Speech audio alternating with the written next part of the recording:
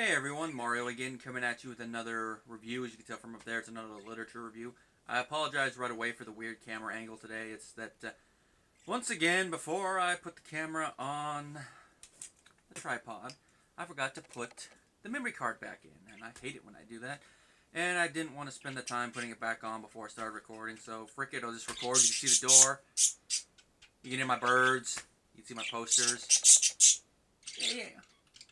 You two over there chatting? You two over there chatting? Who my birdies? Who my little budgies? Yeah, so if you hear noise in the background, it's those two over there chatting. They're gonna get tired and shagged out following a prolonged squawk. Squawk, squawk. Anyway, I don't want to waste any more battery power. Now, as you could tell from up here, it's another novelization review. And today, it is for a novelization I've had in my collection for a couple years. I've read it once. About 4, maybe 5 years ago, I forget which. Don't try to correct me. And I've been meaning to reread it ever since then. And I was looking through my books the other day trying to figure out what to read. And I was kind of pressed for time. I spotted E.T. I'm like, yoink. Grabbed it, reread it in a couple days. And of course, it is the novelization of E.T. the Extraterrestrial and His Adventures on Earth. Written by William Kutzwinkle, based on Melissa Matheson's screenplay. Now, like most novelizations, there are differences from the final film. These ones, it's mostly minuscule, with one exception being towards the third act, which I will mention when I get there. Now, if you've seen the film, this book follows the film very faithfully. There's some minor differences. The prose is pretty good. It took a little bit for me to get used to because of how he worded it a little bit, which I guess you could say is also one of my issues with the first two Harry Potter books when I went back and reread them. There's some minor wording issues there. Maybe it's just like, yeah, I wouldn't have worded it that way. Oh great, I offended the birds, the Harry Potter fans.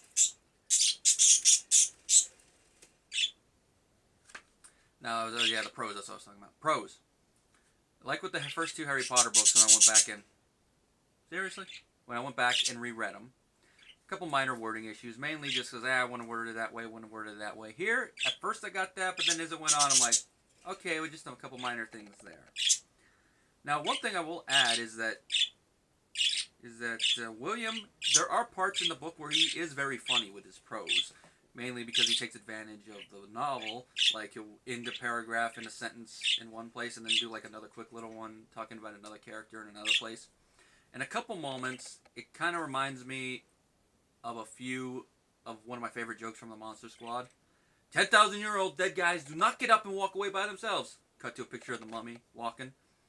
It's like that. There's a scene near the end where Keyes is talking to one of his assistants. Is like, it's not like that alien is sitting down there having a milkshake or something.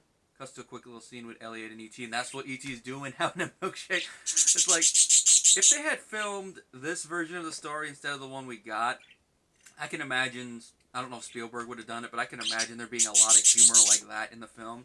And some people might look more kindly on the film than they do with that, because I know not everyone's a big fan of this film. Like, I know one of my friends, I'm not going to mention his name in this video, but he's not a big fan of the film, but, you know, each his own. I can understand why he probably might not be the biggest fan of it. I still enjoy it. It's just, gotta watch it and watch all the stuff and get my thoughts in the right field.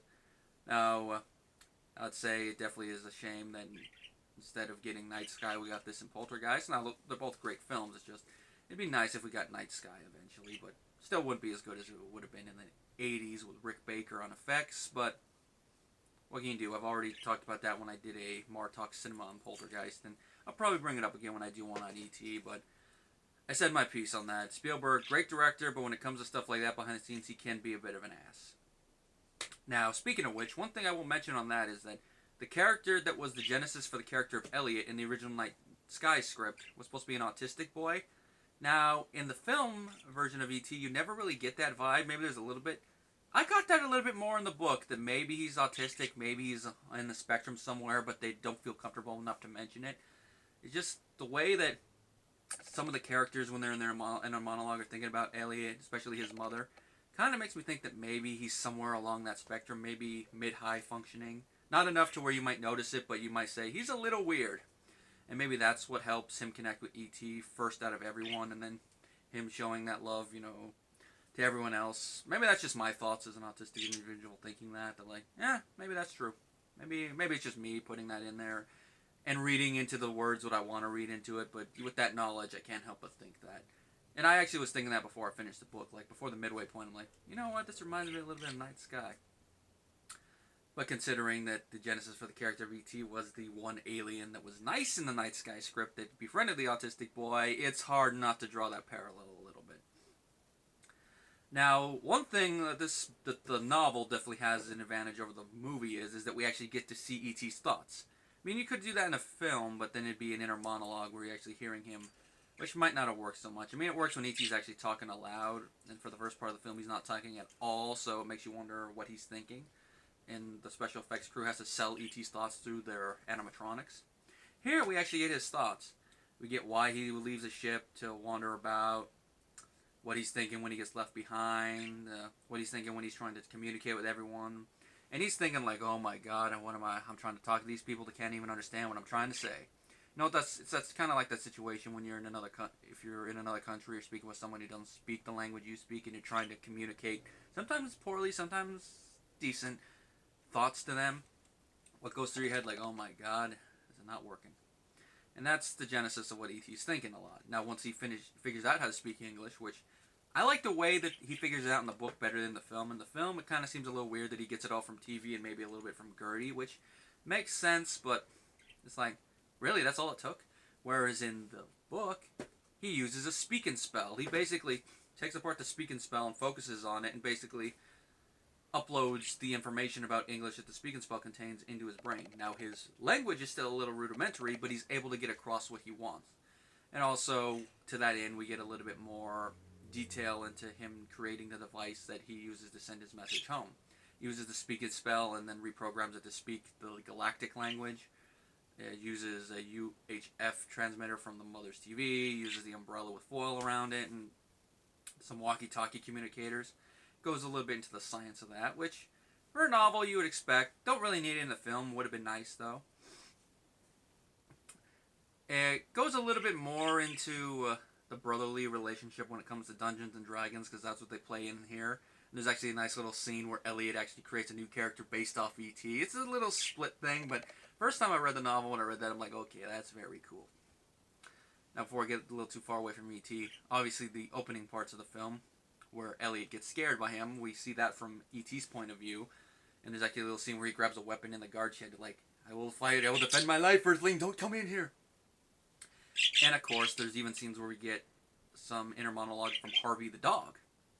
And the thing I like is that he actually becomes E.T.'s buddy by the end of it, because of that little mental connection E.T. has with a bunch of the people. Whereas in the movie, it seems he mostly has it with Elliot, maybe a little bit with the other characters. They just have to have their cameo. Whereas he has it mostly with Elliot in the film. Here he has it with Elliot, a little bit with the mother, and a little bit with the other kids, and with Harvey the dog. And Harvey even has some fun little inner monologue like, yes, Galactic Master, what are we going to do today? That's not exactly how he words it, but that's the gist. And he basically becomes his dog, in a sense. And there's a scene where E.T., when he gets drunk, because it happens a little later in the novel than it does in the film, he's trying to show off to the mother, Mary, because in the book, E.T. has a crush on the mother. Now, that's something that you could have probably shown in the movie, but wasn't needed, but for the book, it works, because it shows his loneliness, and it plays off the mother's loneliness, because a little thing with her is, the film makes it clear that her and the boy's father are separated, but they never quite clearly say if they're divorced or just separated. The book states from the beginning that they are divorced. And that, not only that, but Sally, who is mentioned by name in both the book and the film, he's a former friend of Mary, which makes that whole scene, he hates Mexico, all the more painful. Now, it doesn't happen that scene doesn't happen the same way in the book as it does in the film, but that pain is still there. And there's even a couple scenes where Mary's like thinking to herself what type of mother she is, like the scene before she goes downstairs with the whole pizza thing, she's listening to them, and they start singing some lyrics from people who died, 26 Reds in a bottle of wine. She's like, oh, they better not. And there's some other scenes where she's thinking like the worst. They're not violating her, are they? You guys aren't using drugs and all that.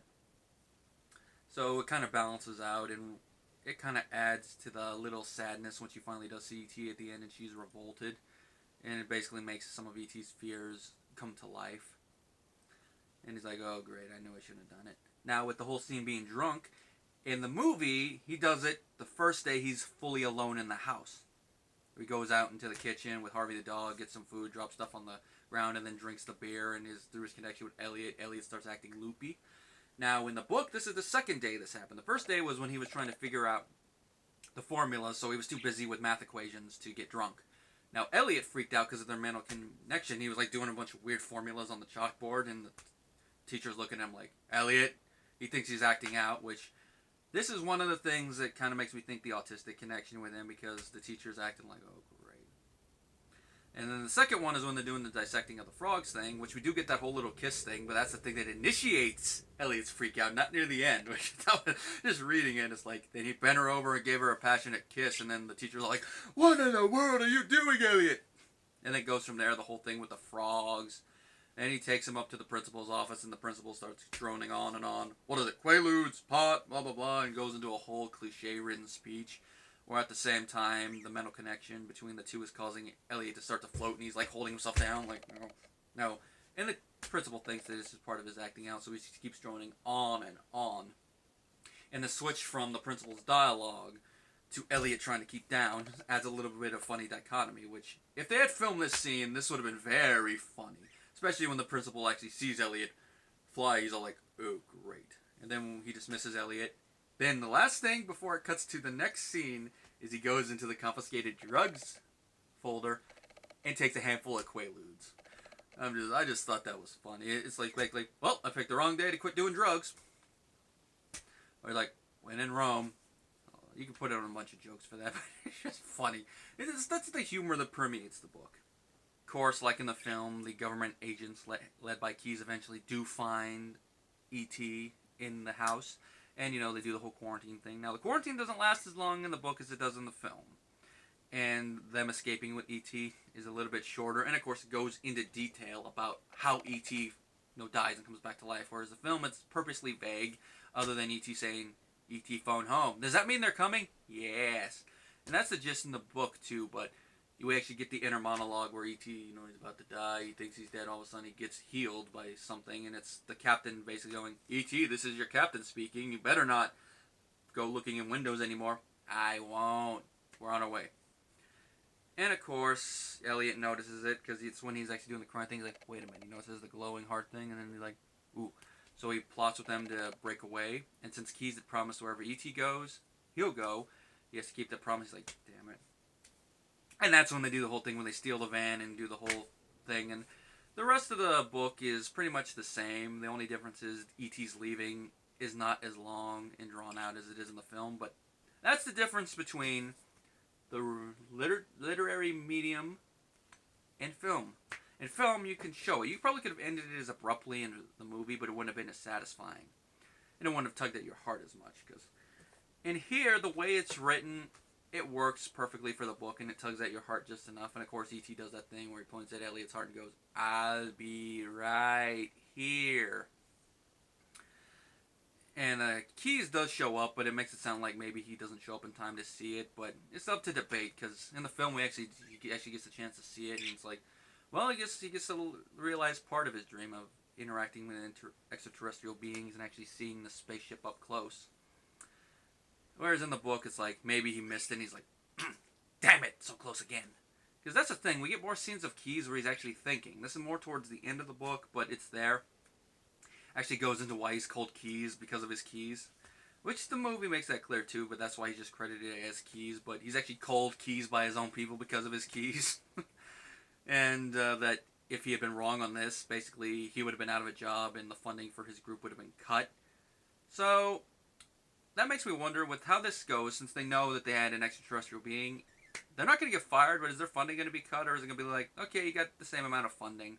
Because the movie and book take place in the 80s, so during the Reagan administration, the end of the Cold War, so it makes me wonder what would happen with him, but not really a big needed thing. And that's about all to talk about with it, except for one thing, that there's an additional character in the book who does not exist in the film, and it's a nerd character called Lance. That's what they call him, a nerd, which, reading through that, how they're calling him a nerd, and like, Elliot, Michael, are you guys the pots or the kettle in this situation? Because you're calling Lance a nerd when you guys play Dungeons and Dragons. But then again, as Little Karibo said, this must be a weird alternate universe where nerds bully other nerds. Or at least that's how it came off to me. But if anything, Lance seems to be more like the stereotypical nerd. Nerd. Like the Steve Urkel type nerd. And he figures out that E.T. is an alien from Halloween on, follows Ellie and them into the Force, watches them, and basically blackmails his way into helping with them. And he does become a little member of the group. He even helps when the government agents are there. I know where they're going. Mary trying to cover his mouth. They're going towards the lake. Basically misleads them. Like, I know where they're actually going. Follow me. That was a little funny moment. Makes me wonder if this was a character that was cut from the final film when they filmed stuff and like, yeah, we don't need him. Was he in one of the earlier scripts? Because a lot of times in novelizations, they'll use an earlier version of the script that maybe was at the beginning of shooting that changed as they were actually filming. Or was it a character that William actually invented just to put into the story? It's one thing I wonder. But he's a nice little character, even if that little nerd thing I pointed out was a little weird. All in all, E.T. the Extraterrestrial is a fun little novel. It's one of those novelizations that I have a feeling, even if you're not the biggest fan of the movie version, you might enjoy the book version. Because like I said, it is very fun. It has a lot of little funny moments. It's interesting to see the difference between the author's interpretation of the events from the script versus Spielberg's interpretation on film. And how they stretch out a couple things. And also having E.T.'s inner monologue does add a lot to the story. In like 2001, you could view it as a companion piece to the film, but this is a companion piece in a totally different way than this is. This is a companion piece in the way that most novelizations are, that you see the same story from two different interpretations. And if I were to give it a rating, I'd give it at least a 4 out of 5 stars. It's worth going out of your way to find, and I know there's a sequel novel out there somewhere that I'm going to have to try to track down, but I think the last time I checked on Amazon, it was very expensive.